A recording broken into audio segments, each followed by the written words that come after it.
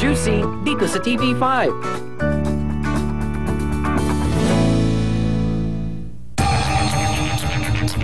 Express Pasabog Top 3, Sam Pinto, sumagot sa mga kontrobersya. Very visible na naman ang FHM Sexiest Pinay na si Sam Pinto. Kaya naman kabi-kabilang kontrobersya ang kanyang kinasasangkutan sa ngayon. Una na rito ang pagkukumpara sa kanila ng kapwa niya kapuso star na si Solenn Yusaf.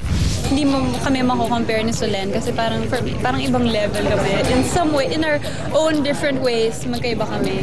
Nagkaroon nga ba sila ng iringan dahil dito? Oh, super okay naman kami.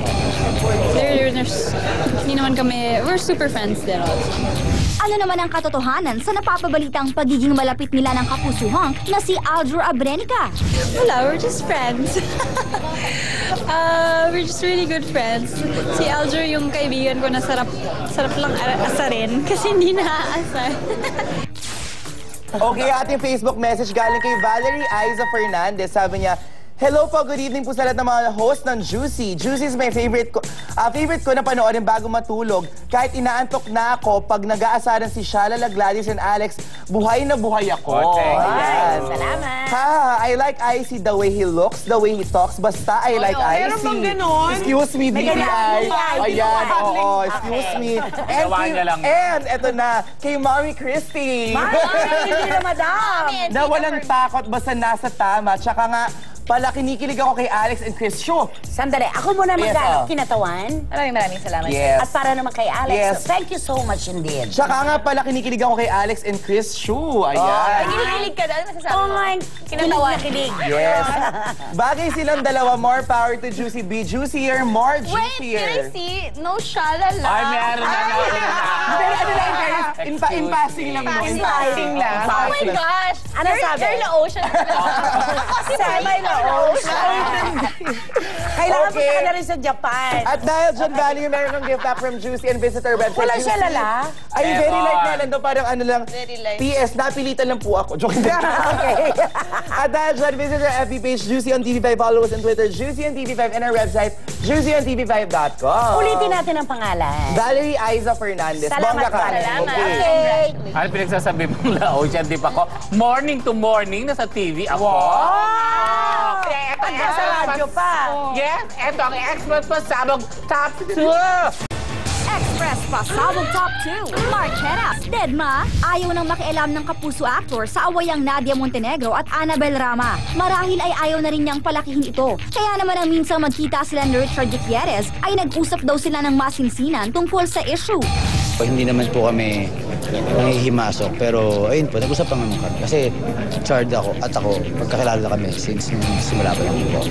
Marami na rin ang apektado sa mga pangyayari. Kaya isa si Mark sa mga humihiling na maayos na ang gusot sa pagitan ni Nadia at Annabel. Ang gusto ko talaga mangyari, matapos na yung problema. Diba? Wala namang may gusto na may issue ganito, na may away na ganito, na sana maayos po ko para masaya na yung lahat. Okay, si Rap Salazar. Baka yabang ka na back to back. Rap Salazar. Oh. Ay, gaganap na bad boy sa isang TV show. Imaginein ko nga kung Happy paanong tayo. gaganap na ba? Happy tayo. Pero may Of course. kondisyon. Ano? Dapat may eyeliner siya. Rocker. Oo, at saka gusto niyang tahakin ang dinaanan ni Robin Padilla. Sigurado ka ba, Robin? Baka rustum ang gusto Oo, niya. at saka may pagkarustom at the end. Ano ba yan? Ano bang pelikula ito? Basta.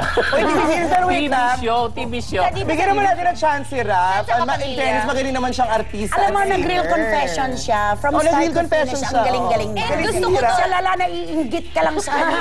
Gusto natin itong role niya para matuldukan na rin ng mga issue, di ba? Oo. Tuldok. Tuldok na. Bakit? Ayun ang opinion niya. Para matuldo ka ng Pakialam. pagdududa sa kanyang ano. Okay. Oh, next. Pare Rap. Pare Rap. Galing mo, pare. Para kayo mag-ama. Ano nga isa mo pa? and Mare. Hindi, magaling si Rap Di ba galing talaga. si Rap? Okay. Ang boses eyeliner. nun, grabe. At eto pa, segue natin isang badingan pa din. Uy, huwag ka namang ganyan. Ayun. Kasama natin si Rap. Go, go, go, go, go. Oo, pero ito, I'm sure niloloko niya lang kasi ito si Ogie Alcacid. Tuwing nakikita niya daw ang commercial ng jowa kong si Derek Ramsey, nahuhumaling daw siya. Na, parang, Meron bakit ako daw hindi ganito? pinaniniwalaan Sabi niya, sa'yo, bakit yung jowa ganito? mo si Derek Ramsey. Sabi niya, bakit ganito ang effect? siya credible. Pag napapanood ko si Derek Ramsey, parang nahuhumaling ako Doon mo sa kanya. makikita na kahit tunay na lalaki, talagang humahanga sa ganda ng katawan ni Derek. Kaya pati ang jowang si Regine, ay, ano nangyayari sa jowa? Kasi ikaw, kasi di ba? marami namang macho, marami maganda katawan, pero pag si Derek talaga ang nagdala, yun na yun. At saka si Ogie, I'm Oh, sure yes. biro niya lang yun, pero sinasabi niya talaga, ang ganda-ganda ng katawan. Maganda naman kasi talaga. Fair. Napakaganda physically, talagang physically. Siya na talaga correct. yun. Parang hindi tao, no? Oh, ikaw naman. Ako, actually, naman ang nag-isip baon mo, ako di ba? bigla ng baon. Alam na sabi ko na kay Aiki, ito nang bumisita sa bahay. Merong star na marami siya nakukuha ang teleserye ngayon. Blind item ito. Oo, blind item. Okay. Alam mo, ha? Gustong-gusto kita. Oo, gusto ko din siya. Nakalaban! Nakalaban. Sumasabay to, Omar. Ano, ang dami niyang naging cover sa magazine. Okay. Pero Babae ito? babae. At dapat medyo umi-ere na rin daw dahil ang dami niya nang covers. Pero nalaman namin na yung dalawang cover niya, yung Cosmo FHM niya, ang pinaka-lowest Ay, selling parang daw. kilala ko ito. Okay. At ito pa, sa sobrang laki ng ulo niya, nagka-cancel siya ng mga dating katrabaho niya. Kina-cancel niya mga 1 hour before, 2 hours Power before. tripping? Oo, ganun na siya ngayon. Yung trabaho, kinakancel niya. Oo, sasabihin niya, "Ay, ayoko na lang pala yan. Humanap kayo ng ibang makeup Ay, artist. teka muna. ng ibang Pwede ba akong hairstylist." magbato ng clue na hindi masyadong obvious? Oh, sige, go. Pwede Oo, pwede. Pwede. ha? Si Alex? Ano? Ilang mo ko la ocean. Type ito ng isang close na young actor sa akin. Pero nung magkaharap sila, sabi niya ayaw na niya. Bakit? Ang dami daw kasi parang bungang araw sa noo. Ito yun ano. Yung First time ako hindi nakakita. masyadong cleanliness. Ang bungang araw sa likod. Dito, ang dami niya bungang araw. Masarap tigisin. Ano ba yung bunga araw dito? Paano nangyari sa hairline?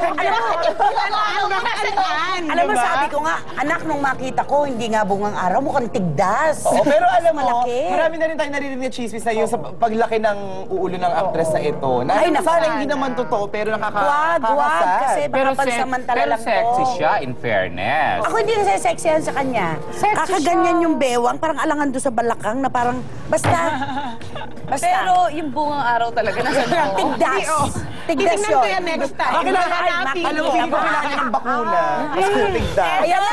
Siya. Ay, naku, IC. Yes.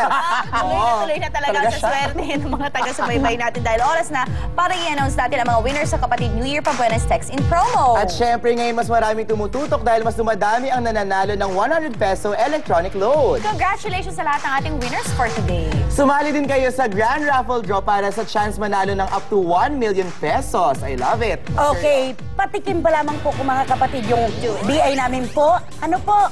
Dahil marami pa kaming ibibigay dahil... Ito ang huling hagupit ng chikahang nag-iinit. Todo ang hirit sa Juicy!